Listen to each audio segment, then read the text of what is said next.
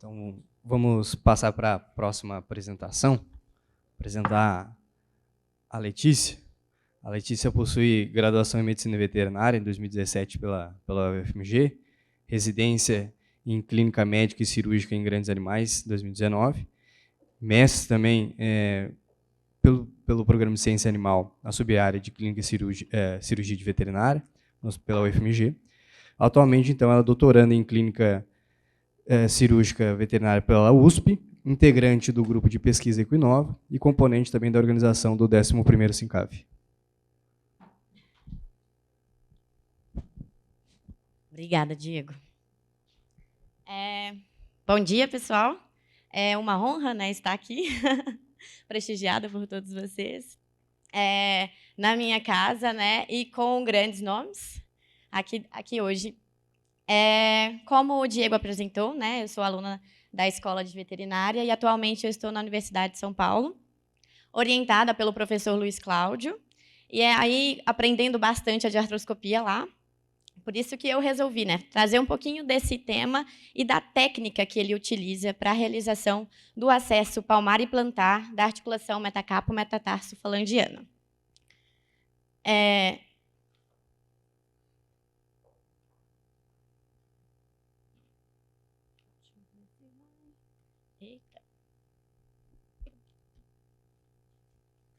Acho que eu tive problema aqui. Não, tá off. Obrigada. Então, eu trouxe aqui só a imagem, né, dos dois caras, grandes nomes, os quais eu acompanho, né, lá em São Paulo, e venho aprendendo muito. O professor Luiz Cláudio, meu orientador, que infelizmente não pôde estar aqui, né, mas porque alguém tem que ficar responsável lá, porque temos, né, a professora Raquel, o Júlio aqui presente, e o professor André Zoppa.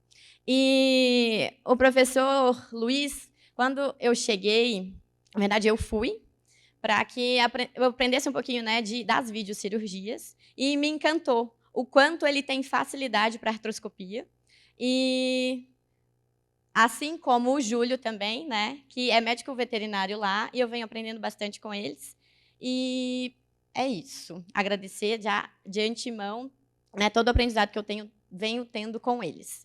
Em relação agora à artroscopia palmar e plantar da articulação metacarpo ou metatarso falangiana, só umas considerações iniciais da artroscopia, né, que é uma técnica extremamente valiosa, tanto para diagnóstico e tratamento de artropatias, porque ela é uma técnica minimamente invasiva, né? E em relação à artroscopia palmar e plantar do boleto, a principal indicação seria para remoção de fragmentos. Tá, eu trouxe aqui só os principais locais de fragmentação óssea. Então, aqui a eminência proximal, né, palmar ou plantar da primeira falange, ápice, né, do sesamoide, a face abaxial do sesamoide, base do sesamoide, e algumas fragmentações também proximais à crista, tá? Do metatarso ou metacarpo 3. Então, para a remoção desses fragmentos, é um dos acessos. De segunda mão, reparação de fraturas, né, no auxílio de visualização dessas fraturas. Em casos também de osteite, né, dos ossos sesamoideus, que normalmente também vai envolver lesões, né, do ligamento intersesamoideu, e também para o tratamento de avulsões, né, da inserção do ligamento suspensor.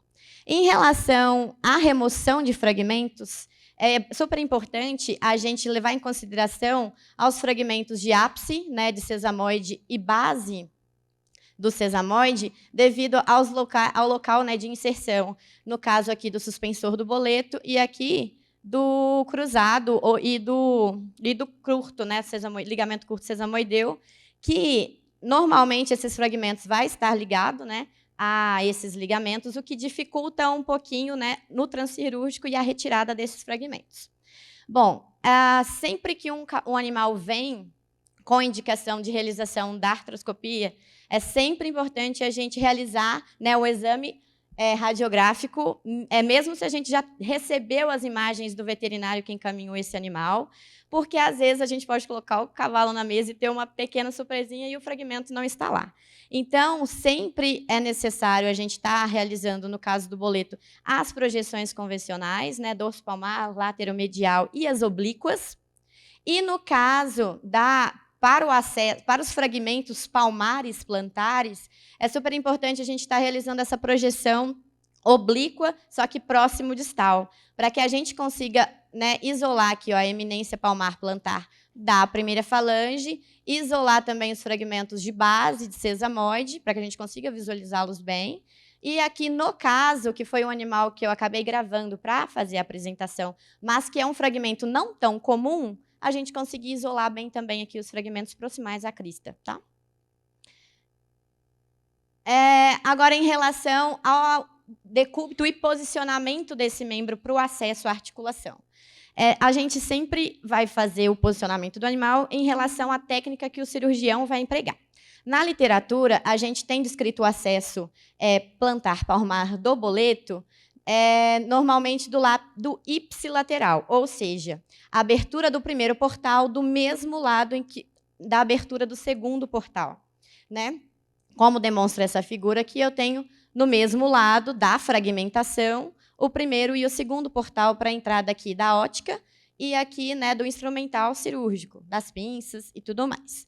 No entanto, a técnica que lá na universidade, né, o professor comumente utiliza é a abertura dos portais em lados contralaterais. Então, no caso, no fragmento medial aqui no osso sesamoide, que é o mais comum, ele vai fazer o primeiro portal. Aqui ele acabou realizando a troca. Ele faz o primeiro portal, entra a ótica, esse é o membro posterior direito.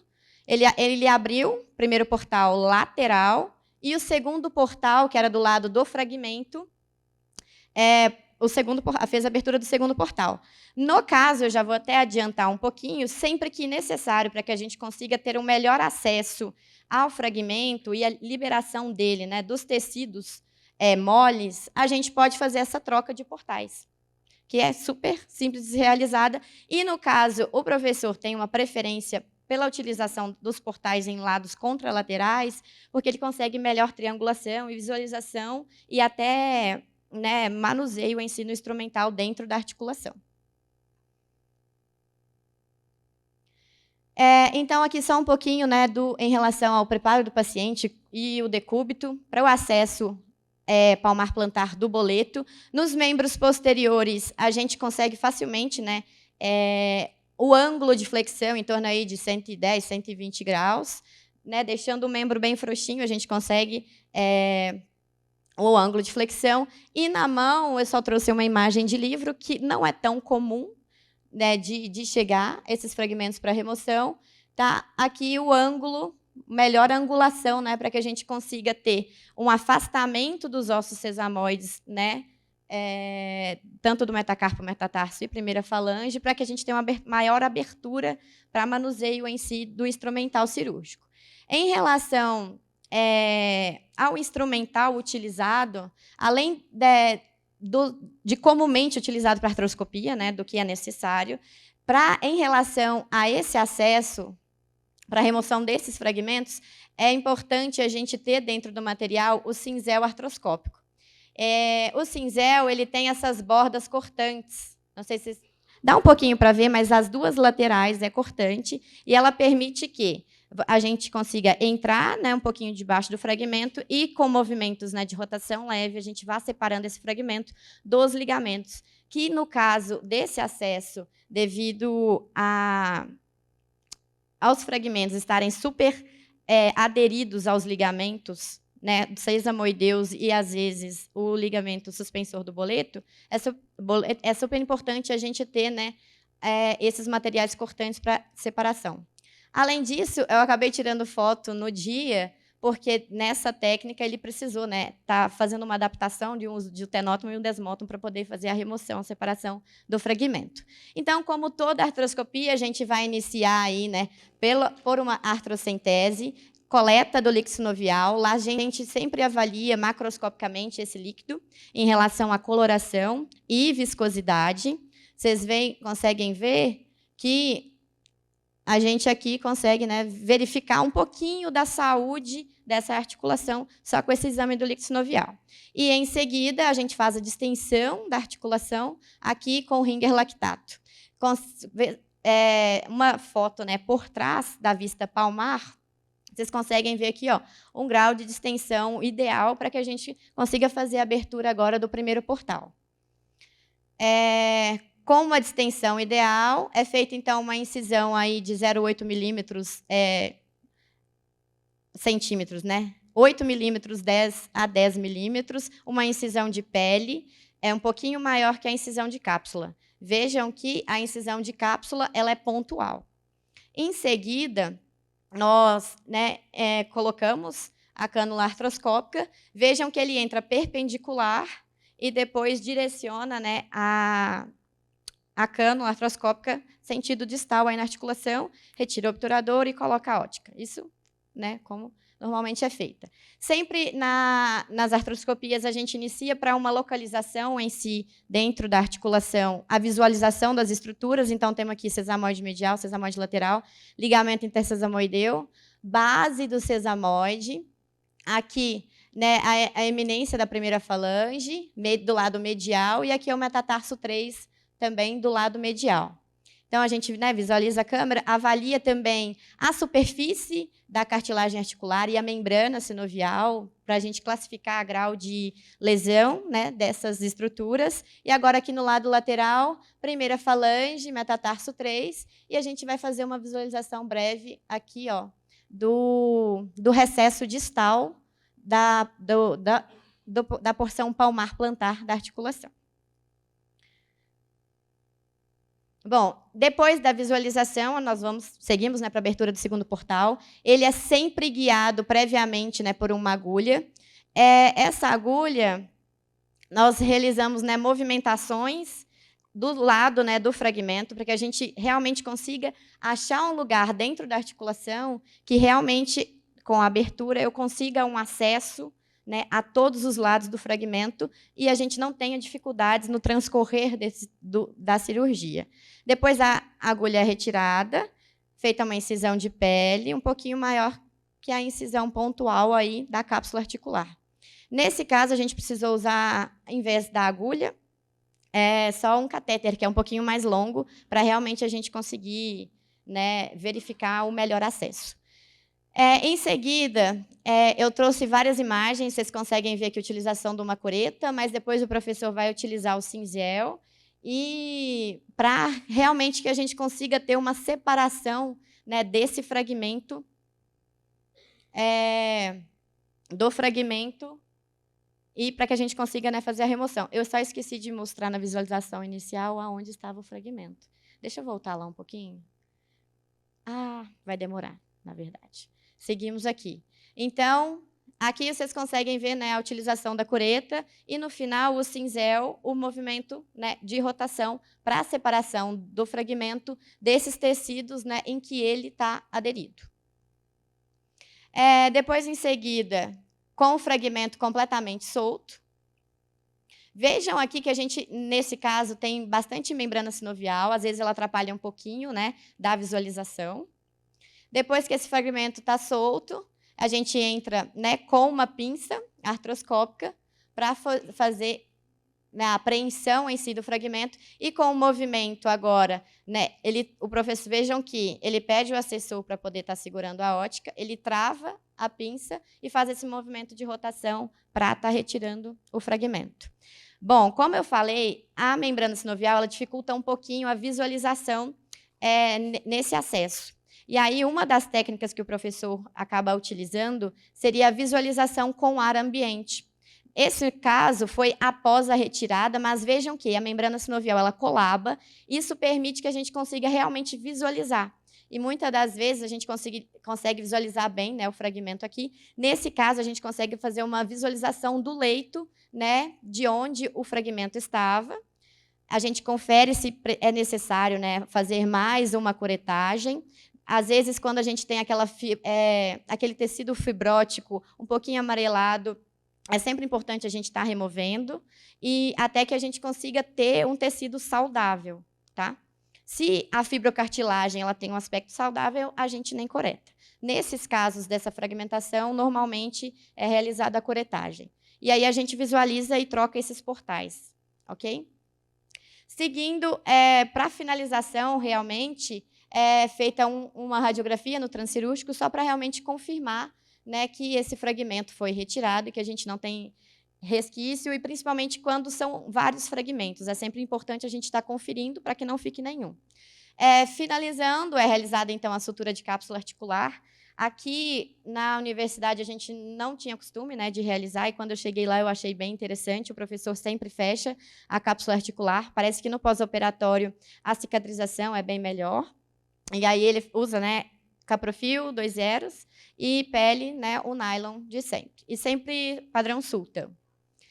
Em relação aos cuidados pré- e pós-operatórios, como toda cirurgia, né, eletiva, antibiótico-terapia sistêmica, aí de em torno de 5 dias, e isso em acordo com o protocolo de cada hospital.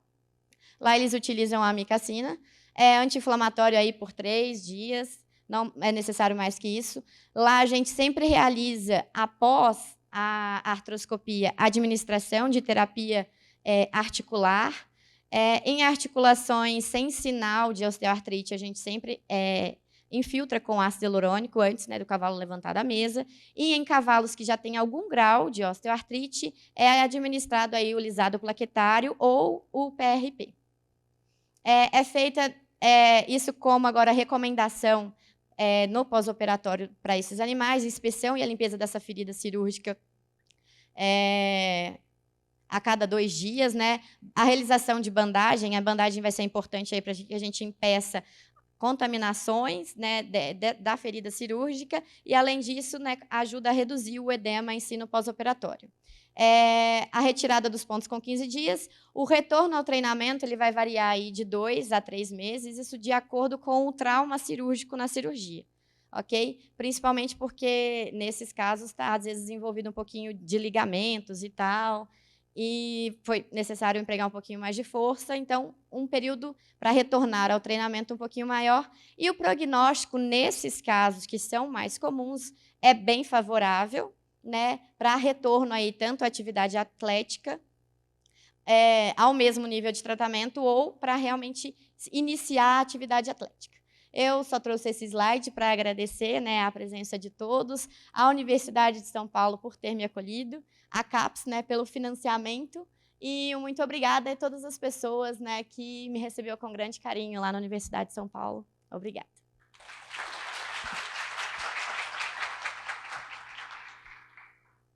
Dúvidas?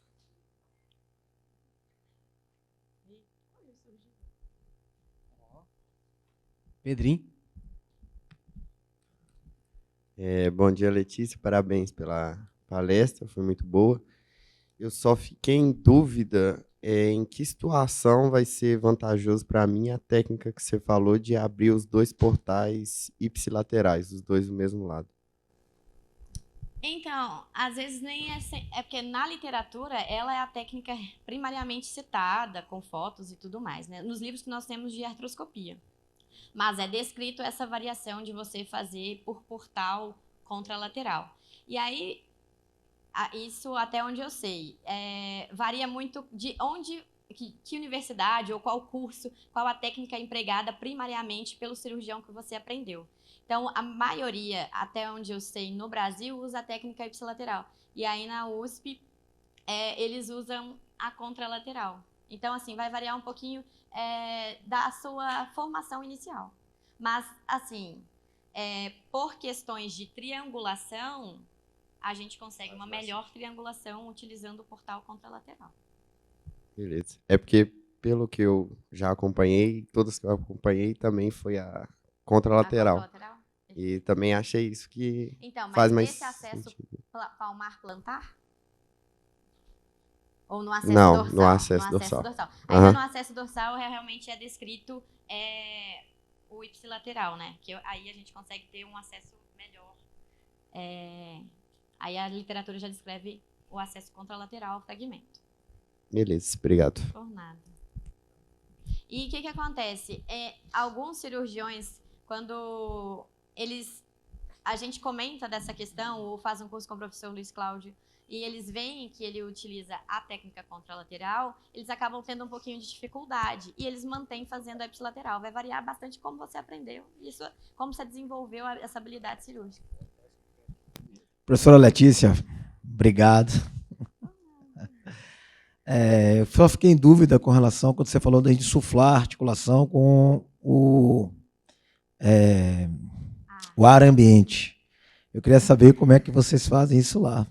Então, eu falei insuflar. Se eu tiver falado insuflar, que bom que você colocou ele, que aí eu já me corrijo, né? Ele não insufla com o ar ambiente. Eu posso ter falado errado, né? Mas enfim, que bom que você prestou atenção nisso e eu consiga, né, explicar melhor aqui.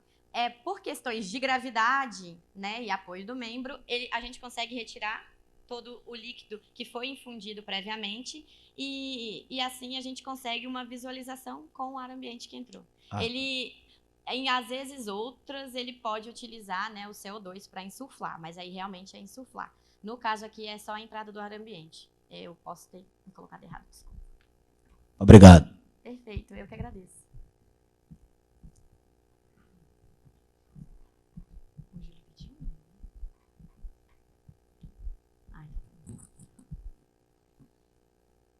Mais alguém? E aí, Lê, muito boa apresentação, percebe-se que tu tens um completo entendimento do que significa essa técnica, das suas aplicações e limitações também. Eu fiquei na dúvida assim, o uso do antibiótico, porque a minha realidade, por exemplo, eu uso antibiótico 24 horas. E faço um esquema de outpatient, ou seja, o cavalo chega de manhã, opera e vai embora, não fica internado. Porque eu acho que maximiza, digamos assim, o serviço. Né? E aí tu falasse em amicacina. Eu fiquei na dúvida se a amicacina colocada dentro da articulação ou a amicacina sistêmica. Perfeito. Então, lá o professor Luiz, ele trabalha bastante também com bate-volta. Ele até coloca, né, bate-volta. Realmente, vai no dia e no mesmo dia, depois da recuperação anestésica, vai embora para o ARAS. E lá na USP, eles utilizam a amicacina sistêmica. E aí a questão é que outros centros cirúrgicos, aqui a gente usa muito penicilina e gentamicina, né? Às vezes a professora Andressa até gostava só de penicilina nas artes, né? Que quando o acesso era muito rápido e tal, não era demorado. Mas aí, é por isso que eu coloquei, né? Por questões de hospitais, lá eles utilizam a amicacina para antibiótico-terapia sistêmica. Mas aí, intraarticular, realmente é só o ácido hialurônico. Júlio. Provavelmente ele vai fazer uma consideração. E aí vai ser super pertinente. Ô, Letícia, parabéns pela palestra, hein? Foi bem legal. Professor Flávio, na verdade, a gente usa 5 dias lá a amicacina e o bicho vai embora no mesmo dia também, né? Sei lá, 95% dos casos provavelmente vem de manhã, avalia e vai embora. Mas como a gente usa desinfetante, né? Se tiver 2 por dia já vai para o desinfetante, a gente fica com um pouco de receio que a alta desinfecção talvez não seja, né, o almejado para na ótica e no instrumental. Então a gente não autoclava lá a ótica e tal, então a gente fica um pouco preocupado com isso. E as bactérias que a gente já isolou ali no hospital, a amicacina é que a gente mais indicada ali por causa do antibiogrante. Fez vários mapeamentos ali. Por esse motivo que a gente prolonga essa antibiótico terapia.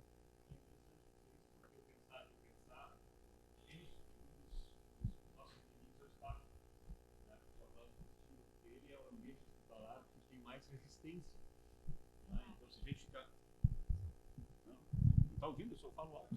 Eu falo alto. Então, nós vamos ter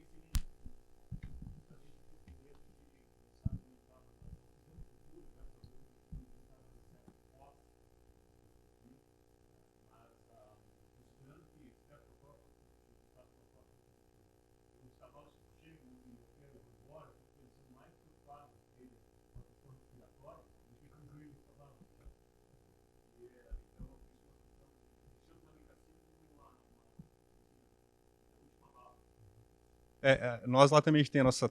Assim, eu tive um caso de um processo séptico que era um bicho que tinha dermatite. E eu acabei, né, conversando com o veterinário, acabei entrando e desencadeou o processo. Teve bastante manipulação também, um fragmento plantar de boleto grande. Quebrei a pinça lá dentro, tive que buscar, então uma cirurgia que demorou bastante, né? E ainda não tem lá. Seria uma coisa interessante, né? Para soltar o ligamento ali seria. Aham. Aham.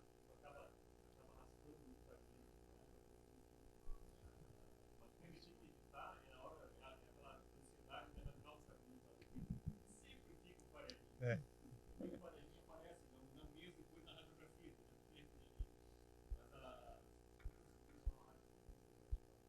Imagino que sim. Eu gosto bastante das facas ali. Eu tento usar bastante. O professor Cláudio, cara, ele faz com o que tiver na mesa, olha, ele tira. Né? Mas eu preciso um pouco mais de investimento de tempo ali para isso aí. Mas o staff lá que a gente tem lá, a gente trocou mais com a E. coli ali do hospital mesmo, né? Que é uma preocupação grande. E certamente na pele do cavalo o estáfilo acho que é uma preocupação, né? Mas e a gente faz isso há anos e é aquela velha história, né? Time que tá ganhando não se mexe. Então a gente, por enquanto, tá indo bem assim.